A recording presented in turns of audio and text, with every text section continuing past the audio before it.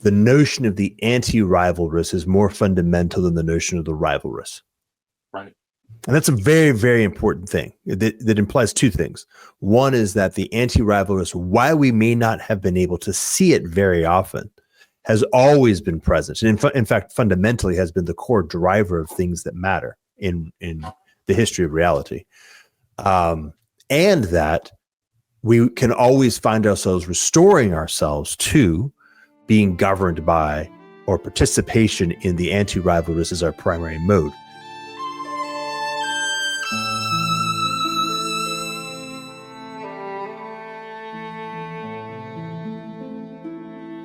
Welcome to Grail Country. My guest again today is Jordan Hall, who's been my guest in the past a couple times. We're continuing a kind of an ongoing conversation that we agreed to. The first part of our conversation was called Meditations on the Closed World, where we were contemplating the closed world problem, which kind of exists on the realm, in the horizontal realm, within the realm of the quantitative. And now we're moving on to the Arcanum of Force, which is, I believe, what Tomburg is suggesting is the solution to the problem of the closed world. And that solution involves the introduction of verticality and quality versus the reign of quantity. And that's what causes it to be able to resolve the closed world problem. I have recorded conversations on this previously. I just wanted to open up, Jordan, to give you a chance to give some of your thoughts about this, because people have heard what I've had to say on it before. So I'm very interested in hearing what, kind of your initial impressions about what Tomburg presents in this letter on the Arcanum of Force. Well, maybe what I'd like to do is maybe just start with the piece you pulled on there. Because he's got so many different things. As you said in the preamble, there's a big shout or a pointer back to the magician. Yeah. And so we have it also in terms of method. There's a lot of stuff on method here. Yes. Of how we can actually participate in this category of force. And then this distinction, right? He goes and articulates this new thing, which in some sense be the dynamic equivalent of the closed world in the category of energy. And so we have the notion of dynamic. And by the way, in my mental model, the way I'm seeing it is I'm seeing the snake is biting its tail, and then the snake's skin becomes a tube, and the snake is now spinning inside its own skin. And this is a magnet moving inside a coil, producing energy by means of friction. Right. And so you have that as one set of images. And then we have this other, go ahead. Nope. I was just listening. So then we have this other image, which is the counterpoint of force. And it harkens back to the method of the magician, or specifically the method of effortless doing. Yeah. Yeah. Let me actually go ahead and share an image here so that we can kind of give a little visual illustration or demonstration of kind of what the link he's talking about is. So if you notice in the image actually that appears on the card, the hat of the woman is a lemon skate. So it's the infinity symbol of eternal respiration, which is the same as the hat of the magician. So there's actually a visual link there. There's a visual cue there that there's a connection. And the magician is the arcanum of concentration without effort. And what force is here in this letter is how to put this. I think the best way to put this in terms that people will be able to understand is, I think essentially he's talking about grace, because he's talking about a power that presents itself as powerlessness and operates without compulsion. So if in the image, let me go back to the card actually here for a moment, because it's actually helpful. Because we have here, and this actually ties to what I was saying about quality and quantity too, with Tomburg explicitly. So in the realm of quantity, this young virgin would not be capable of opening the jaws of a lion. In the realm of quantity and the realm of power, the lion is greater than the virgin. But what Tomburg says is when we consider the realm of quality, that she actually operates from a higher plane. And the nature of her action is such that she doesn't compel the lion by a contrary force, but allows the lion with his own internal holy animality to overcome his bestiality and opens his mouth voluntarily, which is, you can see why I would want to compare that. I mean, clearly what Tomburg is talking about here in the principle of force is related to grace. And actually, this should be pretty obvious considering that he's using the virgin as the image, right? Because what is the title of a dress that the angel uses for the Blessed Virgin? Full of grace. So, of course, the force that is represented in the Arcanum of Force, I would say, is grace. So that means that the problem to the solution of the closed world problem, which is essentially the fall, is grace. Beautiful. And I guess the point is to begin to articulate the elements of this that bring it, like clothe it more fully in ways than, how do you say this right? Than like an abstraction. Right. So let's dig in. As I was reading it, my mind turned to two things that I've spent time on. One is the notion of wu-wei. And then the other is what is the thing that is replaces the concept or the category of strategy? These are very related. Now, this is a higher category than wu-wei. Right? So wu-wei, of course, is effortless doing or choiceless choice, but they're very, very, very similar. Yeah, that's really good though too, because like just as that has a connection to water and flowing and flow, so Tomburg says the same thing about the Arcanum of Force here. So there is clearly there is definitely a connection there. Yeah, and it has to do with the power that is symbolized through water. Well, also, by the way, it just reminded me to flag this notion about science, because science comes up in a huge way in this meditation. So we'll just bring that back in. So if we just kind of unify this, so let's just use strategy for a moment. So strategy is entirely of the mode of power. Strategy is entirely of the mode of the deployment. It actually is the process whereby we use the intellect to be able to identify what sets of behaviors deploy some given amount of power to the greatest degree of effect along some dimension of purpose. And of course, all of that is happening in the category of the closed world. And so what happens is that when we try to flip from strategy to some other kind of thing, it has the same notion of topsy-turviness, the same notion of we're also reorienting ourselves vis-a-vis purpose. So we don't have the same orientation towards, how do I say? We also have to unhinge or disconnect ourselves from a focus on purpose, or quite specifically our purposes. Yeah, in fact, he talks about the one-eyed nature of it. Which to me, that's this is the part of Tomburg's work that is most connects up to Barfield. Barfield uses that same, and actually, there's actually an interesting connection to. I don't know if you noticed the part where he talks about how this one-eyedness causes a schizophrenia, which is precisely what Ian McGilchrist has said, right? And so there's kind of a link to what McGilchrist worked there too. But let me share with you. This is what Barfield says in Poetic Diction about this kind of one-eyed vision that we've created, and specifically what Tomburg says here, that since we're talking about the scientific worldview, it favors only the lower eye and ignores any input from the higher eye. So it's a one-eyed vision of the lower eye without connection to the higher eye. Mm-hmm. It just focuses on the lowest things only.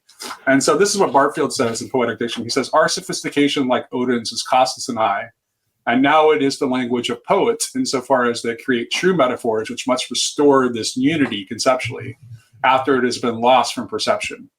Thus, the before unapprehended relationships of which Shelley wrote are in a sense forgotten relationships. For though they were never yet apprehended, they were at one time seen, and the imagination can see them again. So this is the restoration of the two-eyed vision, where you have the lower and higher eye cooperating together. Yeah, and so if you think about the turns of phrase that Dawkins uses when he was having that conversation with Peterson, where he was extolling the virtues of his form of truth, was that it was a form of truth that could do stuff like get us to the moon, as the form of truth that could deploy power, could yield power, and then deploy power. And so the critique of that is the critique of saying, okay, well, this is the whole story, right? This is the one-eyed, flat world universe, and all the consequences therefrom follow from it. Right, and exactly. Here's the thing. This is an interesting thing. So let's say what the interesting thing about this with Tomburg is that Tomburg actually he gives credit where credit is due to a certain extent, and acknowledges what that one-eyed vision can accomplish, while also acknowledging the consequences of if we only ever rely on the one eye. He talks about the consequences of that will be, but what he's trying to do is he's trying to get us to not be one-eyed in either direction, right? Because he actually talks about how the medieval theologians may have been one-eyed, where the focus was only on the higher eye, and they were ignoring the lower eye, whereas our scientific clergy of the age of scientific faith have focused only on the lower eye.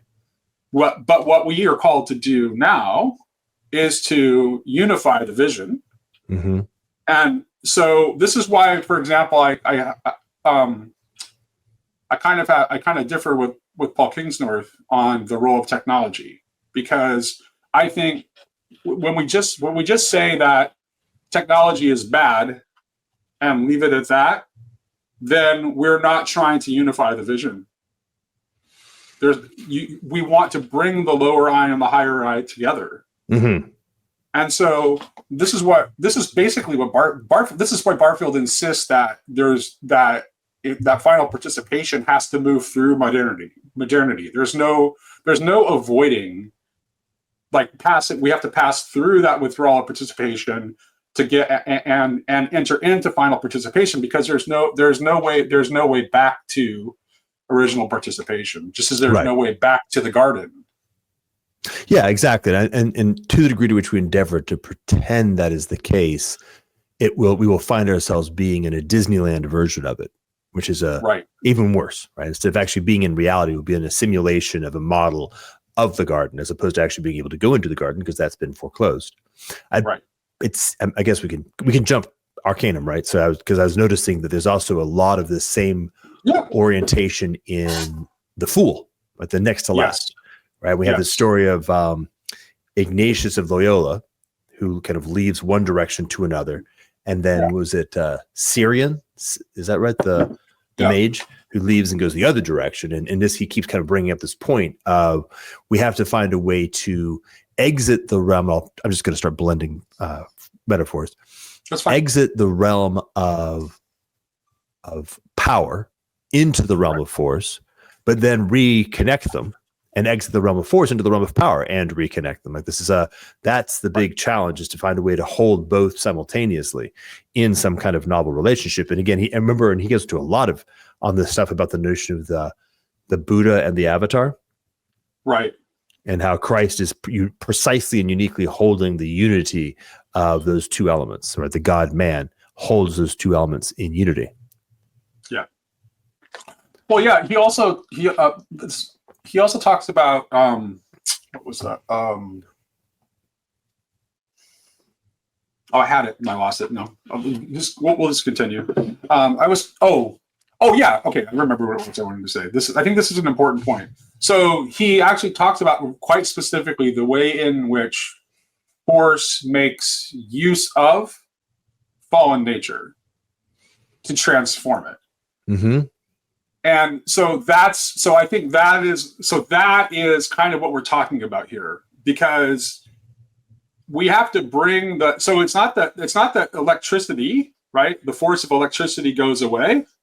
It's that the force of electricity becomes subject to the greater force of Zoe, of nature, of the Virgin. Mm-hmm. So it's not that we do without the. That's why there's no way back to.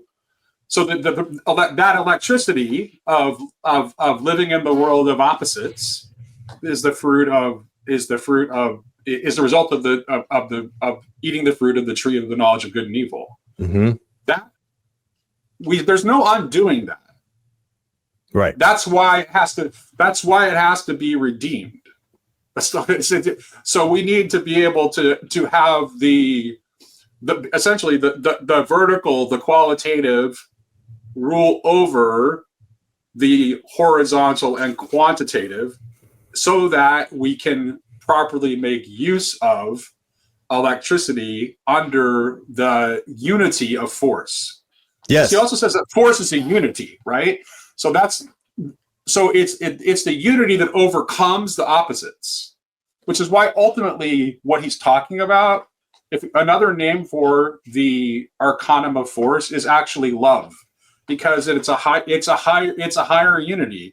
It's a unity that is above the unity that is the unity of any given, like everything has a sort of unity that makes it recognizably what it is, but that's not the ultimate unity. The ultimate unity is the thing that is higher than any principle of, and I actually think that truth, our idea of truth, is actually related to this principle of lower unity, which is why it actually has to be under this higher principle of unity, which is ultimately love, which is the Arcanum of Force. So I'm going to say that again slightly differently, because I want to get I think. Go for it. So the word truth, if you look at the etymology of the word truth, the foundation of the word truth would be in the phrase like a true friend. Yeah. So truth extends from a relationship grounded in love, and is the conveyance is grounded in the degree to which a particular relationship is grounded in love. Right? To say true is to say in good faith first. Right. And then you can kind of denature that down and down and down. When you get to the final statement, I will be self-consciously using negative connotations when I use the name Dawkins. So a Dawkinsonian truth is a fully denatured truth that has fallen all the way and is fully separated. And we use the label objective to describe it, right? Yes. And so there's something, and that very object, that the very nature of it as being objective is kind of what makes it incomplete, because everything it touches, it thingifies. Yeah, and therefore decontextualized and rendered unable to find a grounding in meaning, because to be able to be grounded in meaning means to be contextualized, and that allows the verticality to begin to accumulate, because now everything is being brought in proper order and relationship, ultimately to the top, right? But to the top and to the, not the bottom, but the horizontal reality. Right. Did that make sense? That last part that was a little tricky to try to say. It does make sense. Okay. And there are other places where Tomburg talks about that intersection of the horizontal and the vertical as being like what the cross symbolizes. And so much of this is about. So that's why force is also connected to crucifixion, and he specifically links it to crucifixion. Yep. And why it presents itself as powerlessness, because it has to do that in order to, because the thing that has to be activated is the cooperation rather than the opposition of that which you are seeking to overcome. Right. Mm-hmm. Yeah. And this is why he links he links true overcoming in this very same chapter. He talks about like what it truly means in a deeply spiritual sense to overcome something. Something is really only overcome when it's transformed from a force of opposition into a friend. Yeah. And so he uses very practical real world examples of here, where he says that Germany at the end of World War I was certainly defeated by power, right? By opposing power, but it was not overcome. Yeah. Whereas at the end of the Second World War, we successfully transformed the former enemy into a friend, and then Germany was truly overcome. Yeah. I'm trying to see where to grab. I had an image with the crucifixion and the notion of power equals zero being a point of disorientation, which allows a reorientation all along the lines of force. I'm not sure if I can articulate that particularly well, but this key, like you have the image of the virgin with the beast, right? And of course, as you say, the point is she's able to reach into the animality and connect with the animality, which is always present, right. And liberate the animality from the bestiality, and then become friend. At which point there's a coincidence of purpose, right? This is a key thing. It's a harmonic coincidence, so that from one point of view, she is holding open the animal's jaws. From another point of view, she is literally merely standing there as the animal opens his jaws, right? And that's the point, is that those two purposes perfectly harmonize by coming into a relationality of communion, right? Deeper than friendship, where they are with the same purpose. Yeah, we can also see an illustration of this as it connects to the crucifixion in the words of the Centurion too, right? Surely this man was the Son of God. That is the operation of force on the Centurion. There's nothing compelling him to say that. Right. Right. And this is that notion of a qualitative transformation. The crucifixion itself somehow reveals this to him. Yep. Okay, great. And so what are the other elements? I'm not sure where it comes from. Sorry, I'm going to have a hard time gluing down this particular arcanum because so much is happening simultaneously. But one of the other elements. That's why I said before we started, we might need to do more than one. Yeah, well, I mean, because it's a lot here. At a certain point, you're doing everything all the time. So it's just about what slice are you focusing on? I'm particularly prone to that too. As you enter into this particular relationship, one of the characteristics is an increase in the possibility. And so, when the Centurion says, surely this was the Son of God, the one who's saying it is not the same as the one who was before the one who's saying it, right? He has changed in a fashion that affords an actually higher dimensional, a more qualitative capacity for engagement with reality. Yeah, that's precisely it. Because what the Arcanum of Force does is it transforms. So that's like, and so what Tomburg says about the lion is that the lion's bestiality is by the power of the Virgin is transformed into holy animality, which also, of course, belongs to the lion, but the lion has lost touch with it. Right. It's transformed and restored by this virginal power. Right. Yeah. So it's like, there's so many things going on there. Give me a second. So, right. So whenever we encounter a circumstance that appears to be happening at the level of the quantitative, and this happens all the time. I mean, for example, one of the things I noticed when I was doing business in China, it took me a while to figure out what was going on. An encounter, what we in the West would call a negotiation, an encounter, and the conversations that were happening in the encounter were really just an effort to find out what was the power relationship. Mm-hmm. Once the power relationship was properly ascertained, then everybody knew what was going to happen in the quote unquote negotiation, meaning the one who was more powerful was going to dictate terms up to the limits of his surplus in power, and then he was going to give terms to the other in accordance with his amount of power, right? So that was just the nature of the thing. And of course, the point is that then it's zero sum. That's very good too, because and in the operation of that kind of power, what specifically is going on is that I am asserting my agency over your agency and constricting your agency. Yes. Right. Whereas what the virginal power is doing is precisely the opposite. It enables your agency and allows you to be more fully yourself. So the lion when the lion becomes less savage and opens its mouth, it's not less of what it is, it's more of what it is, and its true holy animality is revealed. Right. Exactly. And so the discovery, and this, you could just the simple image of the closed world, which is also in some sense the flat world. The discovery of the verticality produces the possibility for new ways of relating, both, and I mean this both ontologically, new ways of relating, right. and I mean also in terms of relationally finding new pathways above and around what seemed like they were going to be strictly zero-sum conflicts. Right.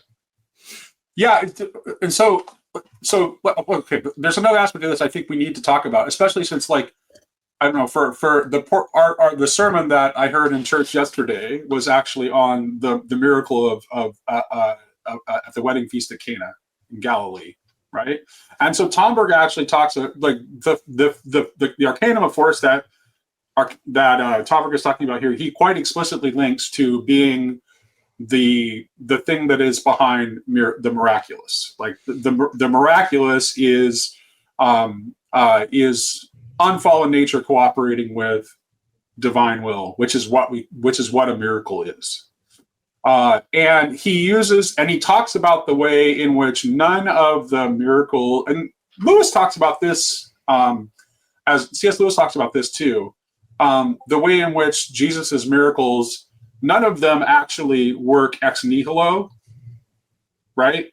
They always are working within the elements of the creation. Mm-hmm. And so the wine that for the wedding feast comes from the water, from the jugs that are for the waters of purification.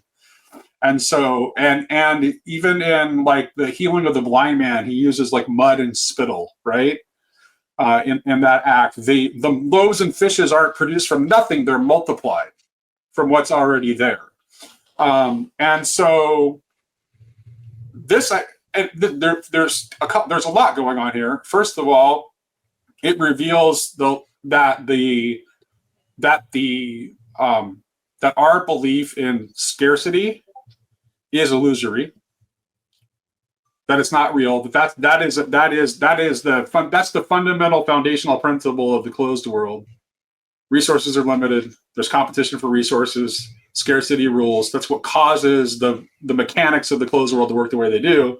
And Jesus is showing us that this is not the way it really is, because a different principle of power is in operation. It's not the principle of electricity or opposition. It is this virginal power, where the unfallen element of nature is able to cooperate with the divine will. And but it doesn't discard the lower things, it transforms them. So the water is transformed into wine. The loaves and fishes are multiplied. Yeah, so one of the principles a friend of mine sent to me recently, which that came to my mind, so I don't want to lose it, and it's referred to something you said earlier about there's no going back to the garden, is both the devil and Christ engage in a bending or a rotation. Right? So the devil takes something and he turns it, and Christ doesn't unturn it. He turns it again, right? So he turns it back towards the good. So both turn. Christ can turn towards the good, but there's still a turning. So, and it's really interesting. My friend pointed out that this is actually demonstrably true in just things like neurocognitive process. If you learn a misspelled word, like if that's the way you learned it at first, you don't unlearn it. You overcode that learning. You literally will always go through the same process of spelling it wrong and then remembering that you're spelling it wrong and then spelling it correctly every time forever. And so these things are like carved in. So this notion is like he takes fallen wine, which we would then call water, and then he twists it back, right? So this is the unfallen nature with the divine will is able to reach a higher tone. This is quite close. Does he talk about? No, he doesn't talk about the glorified body in here at all, does he? No, he does actually. He does. In fact, he says that this same power is at work behind all miracles, including the miracle of miracles, the resurrection. Yeah. And then he goes on specifically to talk about the continuity between the crucified and the risen. Keep going. Oh, that's he doesn't really say much. That's really okay. He just indicates that he without Tomburg doesn't want I think Tomburg is wise enough not to want to get into too much speculation about the nature of the resurrection body. So he's just saying, we know it has continuity with the crucified. Remember in Judgment, so this is the one before the Fool, so like I think 20? Yeah. He goes into length about the spirit, soul, and body, and specifically about the body is the will, and the will expresses itself through a process of embodiment. So like my hand is the expression of my will in the direction of to grasp and to do this wiggly thing. And that the glorified body is the will's capacity to express, has this kind of the divine will and unfallen nature character, which allows a vastly higher degree of polymorphic expression, right? So the unfallen will can embody itself as light. Yeah, that's good too, because in both cases, there's a recognition of the unconscious element of it, right? Because there's which is why he ties it to the body, and there is an unconscious element both to.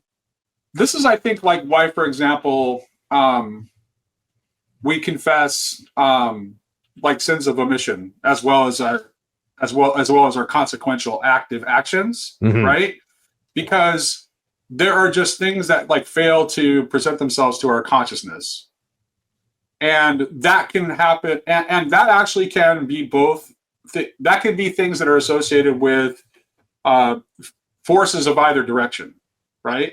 You may not be full. You can cooperate with the divine will and help and participate in the miracle without being conscious of what you're doing. In fact, you probably aren't going to be, which links us back to the idea of concentration without effort, right? Yeah. And also likewise, you like, this is the desires of the flesh can just like, there are ways in which you're not even consciously aware of what's driving you. Nice. It's just in the members of your body. Yeah. There's so much. I'm trying to recall. So now we're moving back in my timeline through to the Bergson sections, talking about memory. Yeah. And also even just, I think now we're getting to maybe, golly, it's in the first 5 Arcanum about this. I visualize it as a V where you shift from mind, heart, will to will, heart, mind, right? So when you've shifted across, let's focus on that remember, right? Remember, because like Christ actually, when he's talking about Christ uses the term remembrance when he's talking about the institution of the sacraments.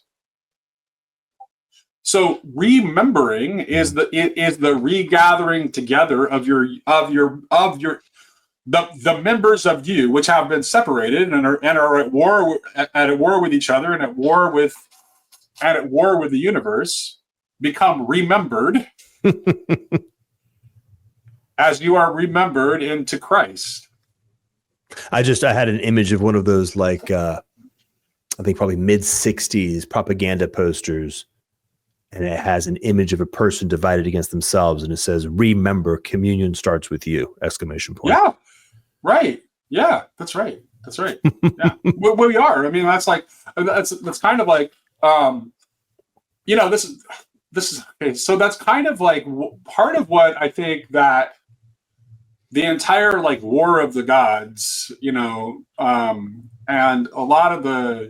a lot of what's represented in like pagan mythology is really a very good representation of what goes on within us. And there's a reason like why those like the ancients experienced those forces as kind of like taking them over, right? And supplanting their agency. So, like a Greek warrior in the throes of the battle of a battle rage becomes it's as if he's possessed by Mars, right? So I think that's kind of like the war of the gods is within us when we're separated from Christ. Mm. So have you ever been in those cosmic forces are very real. Have you ever been in a battle rage?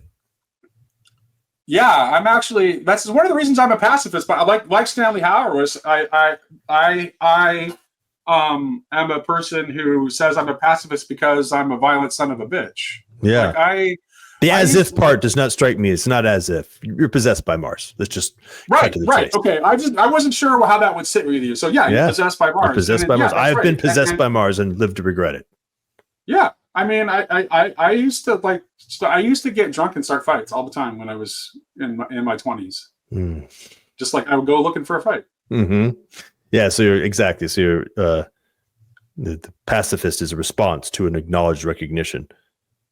Totally. That I am prone to rage and violence. Yeah. Meaning that Mars has got my number. Yeah. Right? Yes, and then it was the rings I tend to pick up. Yeah. I'm an Aries. Yeah. That's there. Yeah. So okay. So what I noticed is almost wanting to take a horizontal cut. So we have the vertical slices. And this, I mean, we have the separation of the arcana. I don't know. We have the separation of something into the arcanum. Yeah. Mm-hmm. And there's, of course, it feels like I want to do a horizontal slice. Mm-hmm. And weirdly, that is antithetical to the horizontal vertical distinction, I think, in the Christian sense, I think.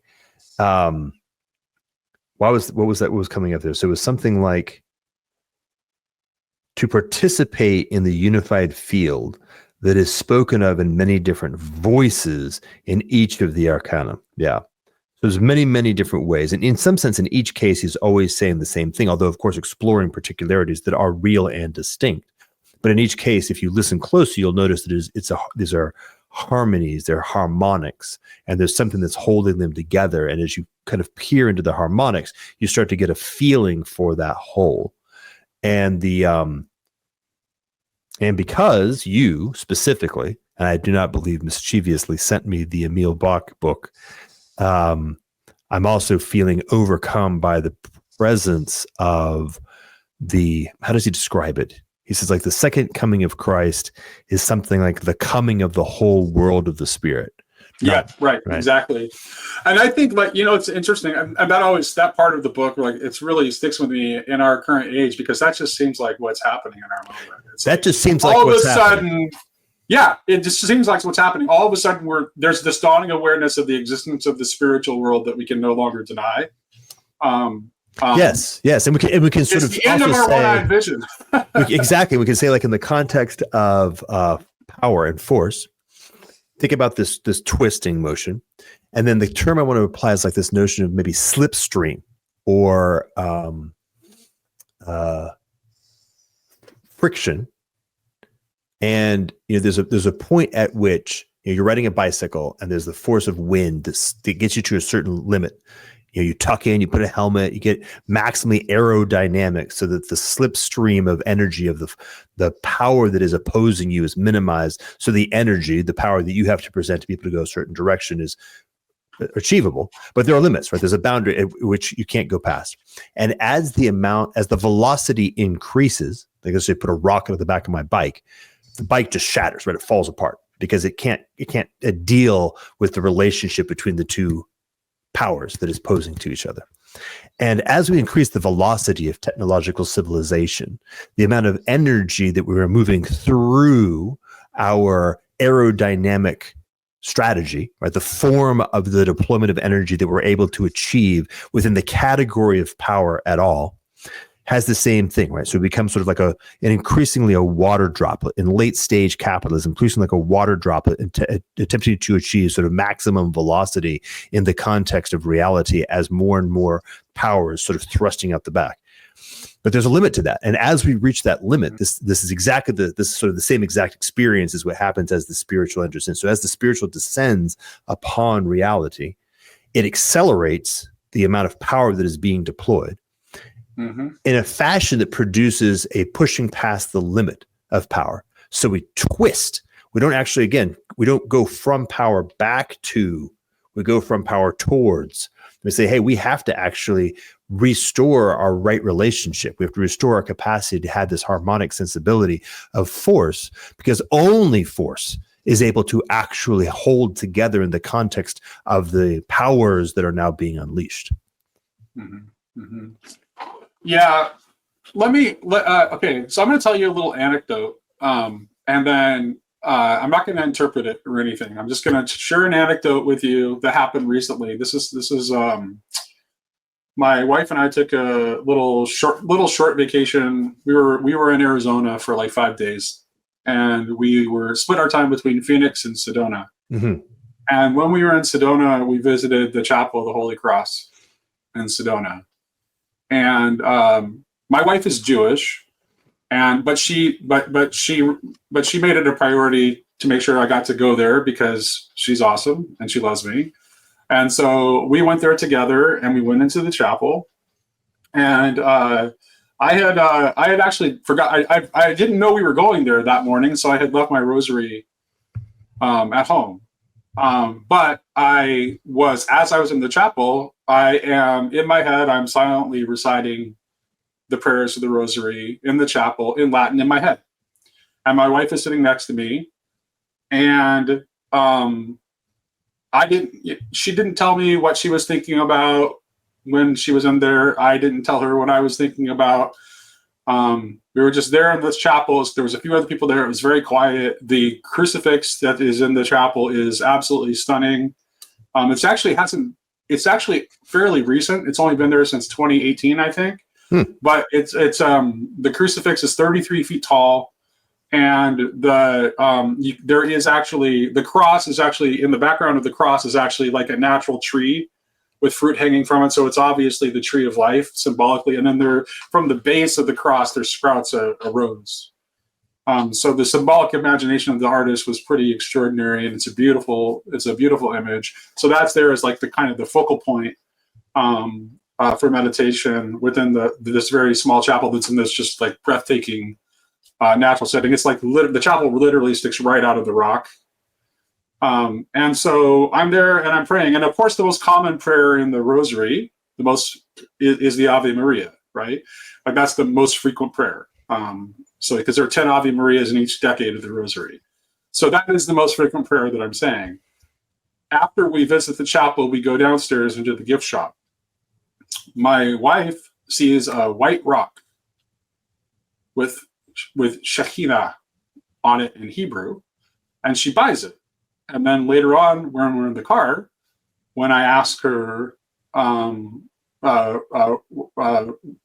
she just volunteers to me. She says, the reason I bought that rock that said Shekhinah on it is that when I was there in the chapel, I found myself spontaneously uttering a prayer to the Shekhinah. And so that's why when I went into the gift shop and saw that rock, that's why I bought that. And I had been sitting next to her reciting the prayers of the rosary in Latin in my head, the most common of which is the Ave Maria.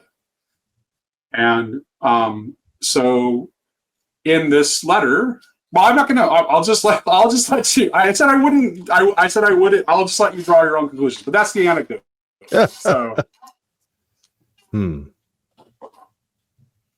Well, the image that I'm seeing in the way that you're describing it, particularly the way that it's the physicality of the chapel. Mm-hmm. It has the image of a like almost it is a natural formation, which is very Sedona, right?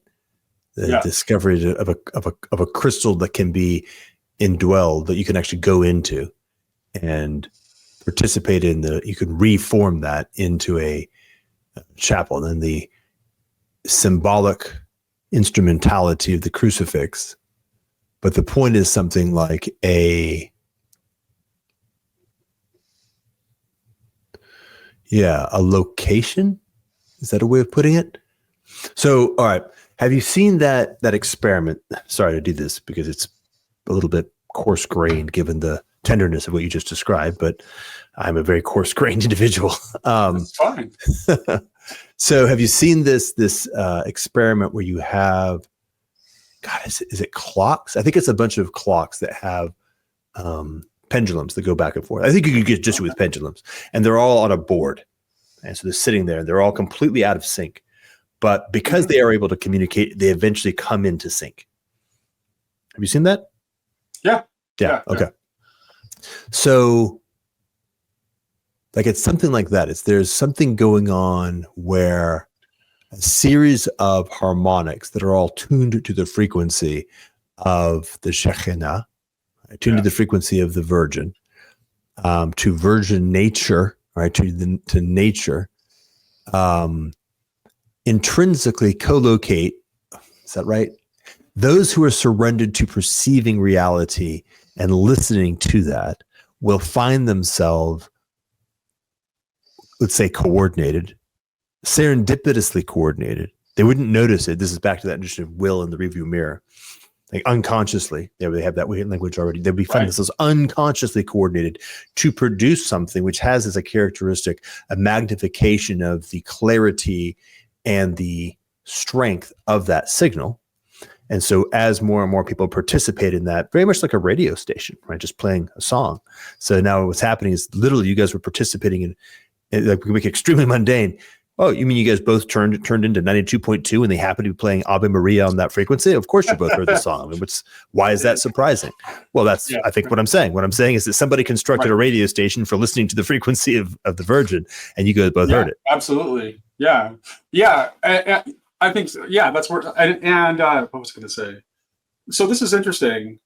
I want to talk, this is something Tomburg talks about, but Maximus the Confessor famously holds that Christ has a natural will and no gnomic will, right? So the natural will, but we all still have a natural will, right? The natural will is the part of us that inevitably participates in what Tomburg calls in this chapter vital elan, right? That is participating in the chorus, holy, holy, holy, before the sea of glass and the heavenly throne, right? Like our very existence inevitably participates in that. So that's the part of that. That's the part of us that is the natural will. But we also have this gnomic will, which I think is the way to understand. I think in some ways the Jewish idea of the Yetzer Hara and the Yetzer Hatov is kind of a way of illuminating Maximus here, because Christ doesn't have a Yetzer Hara. There's no evil inclination in him, right? But we do have an evil inclination, but the call for us is not, we can't just have the evil inclination removed from us, right? We can't, because we are as inevitably participating in electricity as we are in anything else in our fallen state. So what has to happen is that the evil inclination or the gnomic will has to be transformed so that it is in submission to the natural will. And so I would say the Virgin is the Virgin, and Tomburg is entirely right to insist that that abstract cosmic symbols on their own are nothing, and that every abstract cosmic symbol has to have an immanent, real, embodied representation, right? So yes, there's a cosmic Christ, but there also is the man Jesus of Nazareth. Yes, there is a principle of the Virgin that is the cosmic principle that is the Queen of Heaven, but there is also Mary, the mother of Jesus, right? So these things always they always have that embodiment. But there's a way in which the higher order representation of those immanent and embodied things that are the pure instances of that are also participated by us. So there's a way in which so part of what is going on here, I think, is that yes, I said this to John Vervaeke once. So as Christians, we are called to imitate Christ, yes, but we also are called to imitate his mother. because it is in the imitation of his mother that we re-empower force within us. That is that natural will that wants to cooperate, that allows Christ to be born in us, just as it was born in our Virgin Mother. That's really great, because it's complexly interwoven, right? So we are called to, it is not I, but Christ in me. Okay, well, who among all is able to most fully say that? Well, obviously, the mother, for whom the phrase Christ in me is perfectly imminent, and therefore also is the perfect imminence of the principle Christ in me. Right? So if we are called to imitate Christ, we are also called to participate in the image of Christ in me, and these commingle because they are inseparable in a very particular kind of way. Like there is no Jesus without Mary. That's right. That's actually structurally necessary. There is Christ, right, without Jesus, right? There's some sort of these things are so wild. And I'll link this really quickly to Barfield's idea of participation too, because participation is very conceptually deep, and so while we have lost contact with original participation, right? The fall has happened, right? We've left the garden. It doesn't ever completely leave, because if there was zero participation is withdrawn, but it's still present. There has to be something underlying the fallen nature which can actually be redeemed. Yes. Otherwise, there wouldn't be any hope. It wouldn't be, the category would not be reborn, right? It'd be more like the category like recreate. Recreated, yeah. There would be a new creation ex nihilo, but that's not what's happening. Right. What's happening is the transformation of the world that was once and only created ex nihilo. And now it's fallen, but rather than destroy it and start anew, God chooses to transform it. And of course, I mean, you can also make this very concrete. We can make this very simple. Like when one suffers in life, and when that suffering is redeemed, for example, by being able to, because of that suffering, one has become a person who can give to someone else, right? It's only by virtue of having suffered a certain fashion that one has become a person who's able to give to someone else in some fashion. Like you can meet them in their suffering, for example, or you can empathize, or you can overcome the inertia of life to be able to reach out to them in a moment, right? All these different things.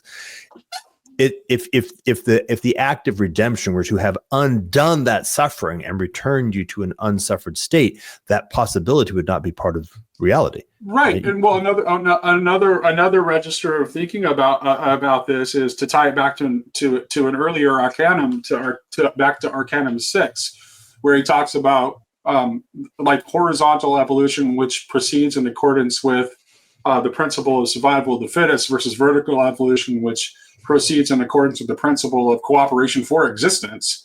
Those are actually operational according to the force of electricity and the Arcanum of Force. So it is that the cooperation for existence is another way of understanding what's at root in the Arcanum of Force. And you can see how it is the ultimate principle of unity, because it is it's literally the things that causes things to cohere together as unities at all, right? So even within the realm of opposites that we now inhabit as a result of eating of the tree of knowledge of good and evil, there still is a cooperation that is more fundamental. Otherwise, your body wouldn't be a body. Yes, it wouldn't be. Your cells wouldn't be.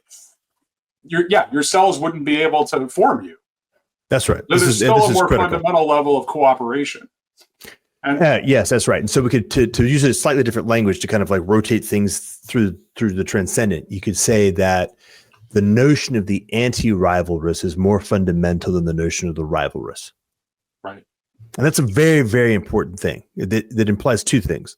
One is that the anti-rivalrous, while we may not have been able to see it very often, has always been present, and in fact, fundamentally has been the core driver of things that matter in the history of reality, and that we can always find ourselves restoring ourselves to being governed by or participation in the anti-rivalrous as our primary mode.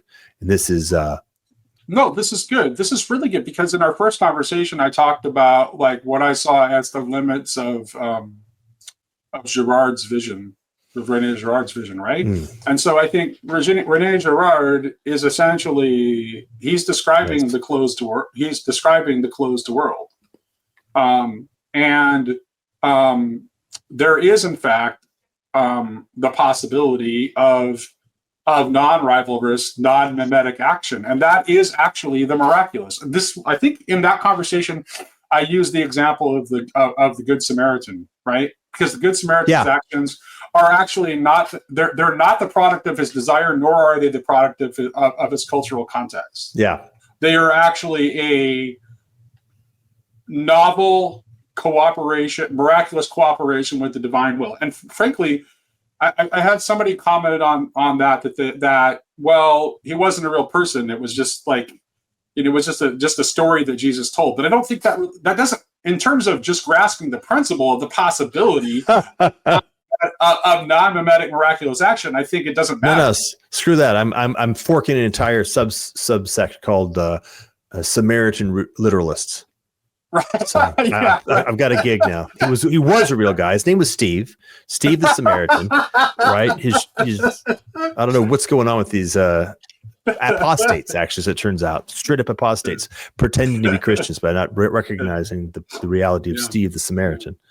Yes, quite right. The fact that anybody ever, under any circumstances, was able to participate in the form that Christ is pointing to is nonetheless an eruption of the divine will into the flat world. Right? So it's a vertical eruption, an increase in the space of possibility, and an opening up into the fact that in that space of possibility, a whole new field of relationality is now available. Right? There's a whole bunch of stuff we can do that we couldn't have done before.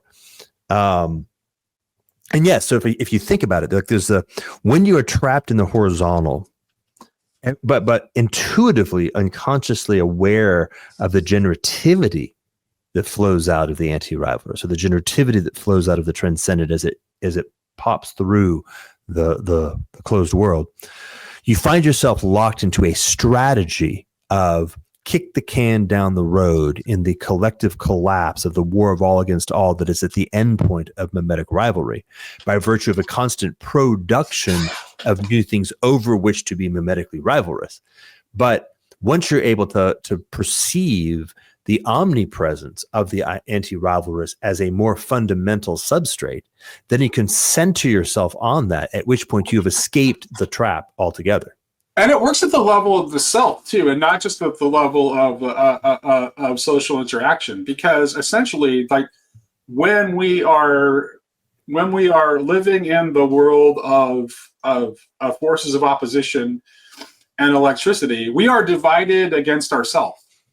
We have a lack of, and Tomburg explicitly says that virginity is a product of an internal integrity of body,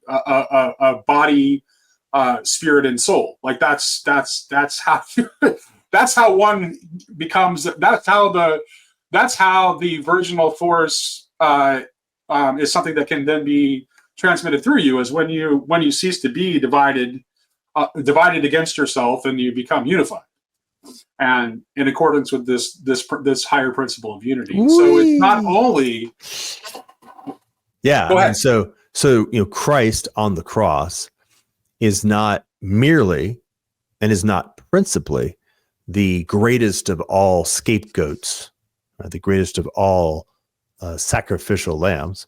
Rather, he is the higher principle that replaces that as a category, and the invitation into the communion that is intrinsic, this is critical, is intrinsic to that new location. Well, yes, because there's a way in which, so there is a way in which our sacrifices that are generated from us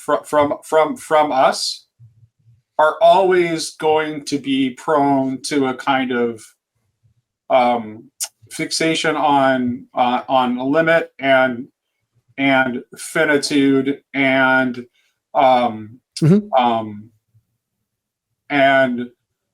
externalized violence. And when it happens, when Christ, what happens with Christ is a completely different category. This is why Jordan Peterson in his biblical, or in his New Testament series, I watched only the first couple episodes, but I find something very troublesome about the way that he talks about sacrifice, because there's a way in which he embraces the kind of utilitarian nature of it and the way he talks about it and his embrace of the inevitability of it. But what happens with Christ is somehow of a different order and in a different realm. And we still call it a sacrifice within the language of the church, but it is somehow the sacrifice that is not a sacrifice. And the way we were earlier talking about the miracles is kind of a way of seeing this, because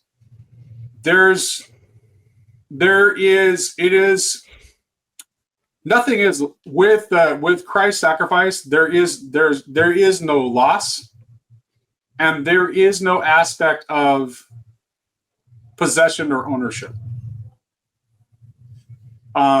Even though God by rights seems to be the owner and possessor of everything, he lets go and allows things to be what they are in themselves and for themselves. Yeah. Okay, you're following me. Okay, good. Because this is something I'm still working through this, because it's very, very complicated.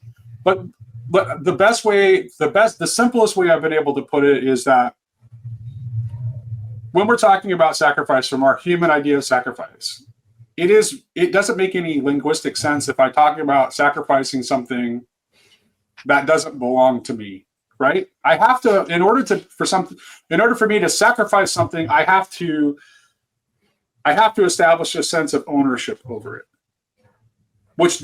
and also, because I am merely a finite human, that sense of ownership over it can't actually be warranted, right? Even my own being ultimately doesn't belong to me, it belongs to God, right?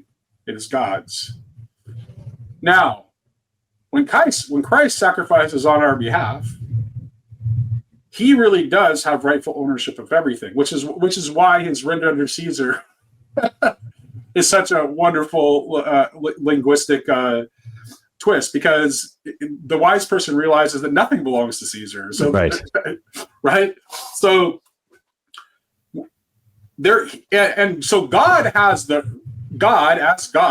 the rightful claim to ownership over everything. Like, for example, in Deuteronomy, God says that the land belongs to him, right? But the way God acts toward the things that are rightfully his is that he actually, rather than trying to grasp and hold them and want to cling to them, he lets go, even though he actually has a rightful claim. So, and then when we sacrifice, we are letting go too, but we're only properly letting go if we actually are also relinquishing our false claim to ownership. So God relinquishes his real claim to ownership. No, it's acknowledging the falseness of our claim. Right, precisely it. Absolutely. Precisely it. So that means that there has to be no expectation. This is what bothers me about what the way Peterson talks about it. There has to be no expectation of return. Of course. Yeah. Or it's not a sacrifice. Right. And you could do it. This is in the same language. So to kind of go back to this notion of like a repeating tone, this is the same language as force and power. And it's the same language as the qualitative and the quantitative. You know, it's one sacrifices in this fashion merely because it is literally actually what happens when one surrenders to the right, when one becomes a virgin, when one surrenders to the divine will, like all these things. All this is simply the case. And by the way, I'm noticing like a little funny, like a little, I don't know if it's an angel or a devil over here saying, yeah, and by the way, you do actually get the greatest possible gift. Right, but there can be no expectation. No expectation, and there's no quid pro quo, right? I sacrifice an infinitesimal amount, and I receive the infinite. Oh, well, that's kind of a weird way of doing it. I'm not sure how that math adds up. It doesn't. Exactly. It doesn't add up. There is no quid pro quo because no quid pro quo is possible in principle. It's more like, it's much, much closer to saying, you know, if I notice that if I sort of coordinate my vocal cords in a certain way, I sacrifice the dissonance of my tone into becoming an actual note. Right, and let's take a look at. Let's go back. I think this might be a good way to kind of like in this particular discussion. So let's go back and look at what's happening in the Arcanum of Force from the point of view of the lion, right? Mm-hmm. Instead of we talked about it from the point of view of the virgin, but let's talk about it from the point of view of the lion. The lion has this like bestial nature and power that the lion is like that has been useful to the lion. It's helped the lion get prey. It's made the lion powerful. It's got him a good mate, and he has every reason within the horizontal to want to cling to the bestial nature which has served him so well. But he allows the force of the virgin to penetrate him, and he gives up that bestial nature and allows himself to be transformed into his holy animality. So he has to let go of that thing that he thinks has served him so well. But in the end, rather than losing something, he's actually gained something. But in surrendering to that force, you can't do it thinking that, oh, well, I'll get something better if I do this and turn it into a transaction. Yes, that's right. I mean, that if you try to kind of hold back that piece, that's usually the piece that holds back, right? It's try to sneak itself through the transaction, spiritual money laundering. Yeah, I see this often, actually. Yeah, no, for real. That which would hold itself back is precisely and exclusively that which is and must be surrendered. Right? So if you accomplish zero, you can sacrifice everything but that and have sacrificed nothing. And if you sacrifice that, then the sacrifice is complete and total. And it's interesting because, to do a little bit of a loop, I have had this experience, and I think you have had this experience as well, of a very similar quality of sacrifice in coming into marriage with my wife. Yeah. And my bestiality was able to release itself because it recognized itself as being a poor image, right? An ineffectual image, a failure ultimately in being able to actually do the thing for which it existed in the first place. It's like go ahead. Yeah, no, I was just going to say this. So the language of the liturgy itself actually shows us what we're truly being called to sacrifice, right? Because there's the sursum corda in the liturgy. We lift up our hearts. We lift them up to the Lord. Like that's what we're being asked to surrender. Our hearts. Nice. But unlike let's say a bloody Aztec sacrifice where literally a heart is being ripped out of someone's chest. Yeah. Because it is a divine sacrifice and not a sacrifice of men, there is no loss. And in lifting up my heart to the Lord, I become more fully who I am in him. Yeah, the distinction that I've used in the past for this is the distinction between survival and living. Right. So we have sacrificed our survival and we have achieved life. Yep. That's right. That's perfect. I thought we were wrapping up. No, that's good because that brings us back to crucifixion. Because even for Christ, mm-hmm. The resurrection only happens after he has laid down voluntarily his mortal life.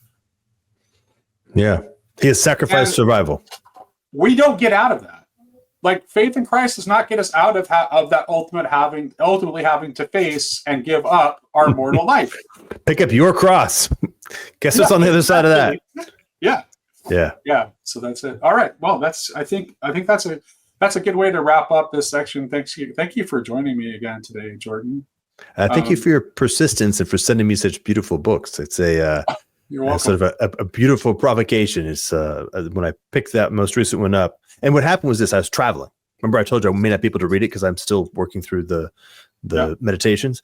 But I went on an airplane trip, and I was like, "Well, I'm not going to bring meditations because, like, that thick. This is palatable." Which meant I had this beautiful space, like a space opened up where I could enter now into this new Bach space.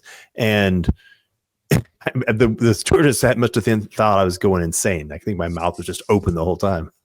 It's a pretty extraordinary book. Yeah. All right. Well, hopefully we'll talk again soon, Jordan. Thanks for joining me today on Grill Country.